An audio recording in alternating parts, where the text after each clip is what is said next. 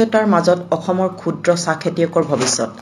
একাংশ শিক্ষিত নিবনুৱা যুৱকে চৰকাৰী চাকৰি সলনি চাহ খেতিৰে কৰ্মসংস্থাপনৰ পথ বাছি লৈ নিজৰ লগতে আন 10টা পৰিয়াল পোহপাল দি আহিছিল।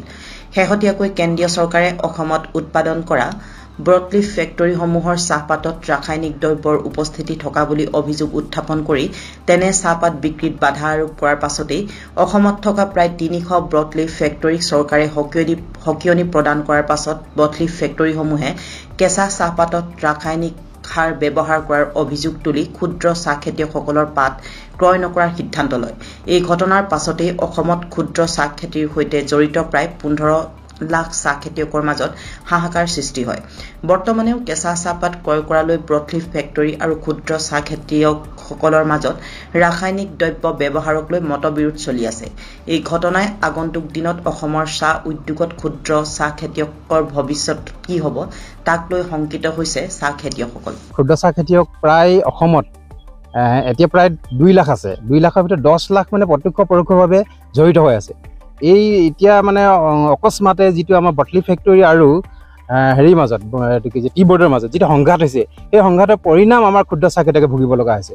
ভোগাৰ মূলতে হৈছে সিহঁতে কিছুমান ৰাসায়নিকৰ দ্ৰব্যৰ কথা কৈছে। ৰাসায়নিক দ্ৰব্য য'ত নেকি আমি প্ৰয়োগ কৰোঁ বুলি ভাবিছে, সেইখিনি প্ৰয়োগ আমি কৰোঁ নে নকৰোঁ, সিহঁতে মানে যিটো পৰীক্ষা নিৰীক্ষা চলাব লাগে, সেই পৰীক্ষা নিৰীক্ষাটো থলিতে উলিয়াব লাগিব।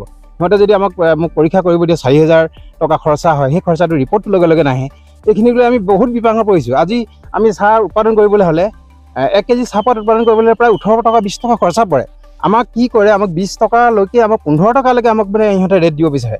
আমাৰ সেইটো কাৰণে আমাৰ এতিয়ালৈকে আমাৰ একো হোৱা নাই, য'ত নেকি আমি সেউজ বিপ্লৱ এটা গ্ৰহণ কৰিছোঁ ইয়াতে। আৰু আপুনি কি ভাবে এই সমস্যা কেনে সমাধান হ'ব বা কি কাৰণে ইয়াৰ পাছফালে কি ৰহস্য, কি ষড়যন্ত্ৰ আছে? নহয়, আমি চৰকাৰক এটাই অনুৰোধ, চৰকাৰে এই গোটেই হেৰিটো সমস্যাটোৰ ওপৰত এটা দৃঢ়ভাৱে এটা পদক্ষেপ লওক, য'ত নেকি আমাৰ 50 টকালৈকে আমাক এটা ফিক্স কৰক আমাৰ কেঁচা চাহপাতৰ মূল্যটো, য'ত নেকি আমি আৰ্থিকভাৱে গোটেই ইয়াত 3 লাখ বা 2 লাখ মানুহ যিখিনি আমি প্ৰত্যক্ষভাৱে আমি জড়িত হৈ আছোঁ, প্ৰত্যক্ষ পৰোক্ষভাৱে যিবিলাক 10 লাখ মানুহ আমি ইয়াত জড়িত হৈ আছোঁ, গোটেইখিনি এটা সংস্থাপন হৈ আছে। অৰ্থনৈতিকভাৱে এটা অসমত বিশাল এটা ইয়াত উদ্ভাৱন হৈ আছে। আমি অৰ্থনৈতিক দিশত আমি যথেষ্ট আগবাঢ়ি আছোঁ। য'ত নেকি 1 লাখ চাকৰি দিব বিচাৰিছে আমাৰ অসম চৰকাৰে, সেই 10 লাখৰ লগত আমি ইয়াত আজি 3 লাখ মানুহ জড়িত হৈ আছে। 3 লাখে আমাৰ সংস্থাপন হৈ আছে। এই 3 লাখ সংস্থাপনৰ কথাটো চিন্তা কৰক চৰকাৰে, এইটোলৈ আমাৰ অনুৰোধ।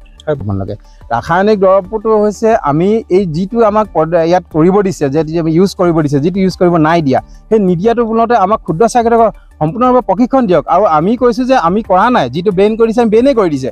বেন কৰাটো আমি কেতিয়াও এতিয়ালৈকে কৰা নাই, আৰু তাকে গইনা লৈ কেনে গোটেই ক্ষুদ্ৰ চাহ খেতিয়কক মাধ মাৰ দিছে। এইটো কাৰণে বৰ দুখিত আমি। কালি খোলা, কাইলৈ খোলা, আজি বন্ধ, লগে লগে বন্ধ কৰি দিয়ে। আমি এতিয়া আজি চাওক, আমাৰ এই বাগানতে চাওক, আমি 10 ঘৰ আমি আজি পুহি ৰাখিছোঁ। মোৰ নিজৰ ব্যক্তিগতভাৱে কথাটো কৈছে। আৰু আজি পাত দীঘল হৈ গৈছে। দীঘল হোৱাৰ মূলতে আমি এবাৰ পেলাব লগা হৈছে। আকৌ যিহেতু কোৱালিটি পাত লৈছে সিহঁতে, কোৱালিটি পাত ল'ব লগে বন্ধ কৰি দিয়াৰ লগে লগে আমাৰ পাত পেলাব লগা হৈছে। আমাৰ ক্ষুদ্ৰ চাহ খেতিয়কৰ বৃহৎ লছ এই ক্ষেত্ৰত চৰকাৰে অতি শীঘ্ৰেই আমাৰ বিমল বৰা উদ্যোগ মন্ত্ৰী, তেখেতো আমি ব্ৰডলিফ ফেক্টৰীৰ লগত যোগাযোগ কৰক। তেখেত মুখ্যমন্ত্ৰী এটা উচিত সমাধান দিয়ক, য'ত নেকি আমি 3 লাখ আমি ক্ষুদ্ৰ চাহ খেতিয়ক জীয়াই ৰাখিব পাৰোঁ। সংকট মানে ধৰক এটা হৈছে কি, সেইটো যিটো বেন কৰি দিছে সেইটো আমি মানি লৈছোঁ, সেইটো নমনা নহয়। কিন্তু মানি লোৱাৰ পাছতো এটা চল উলিয়াই আছে সিহঁতে, যে ব্ৰডলিয়ে এইটো কৰিলে সেইটো হ'ব, এইটো কৰিলে সেইটো হ'ব। আমাক সমূলি মানে এটা গৃহ বাগানবিলাকে যিটো মাৰিছে কেমিকেল, আমি মৰা নাই। গৃহ বাগানৰ কেমিকেলখিনি সিহঁতে আকৌ শব্দই তুলিবলৈ দিয়া নাই, খালি ক্ষুদ্ৰ সন্থাটোৰ লগতহে জড়িত পেলাই দিছে। যদি আমাৰ এনেকৈ যদি হয় 7 লাখ বনোৱা, আমি কেনেকৈ চলাম? সমাধান হ'ব মানে তেখেতলোকে যিটো আমাক কৈছে, প্ৰচাৰ কৰিছে, আমি সেইমতে কৰি গৈছোঁ।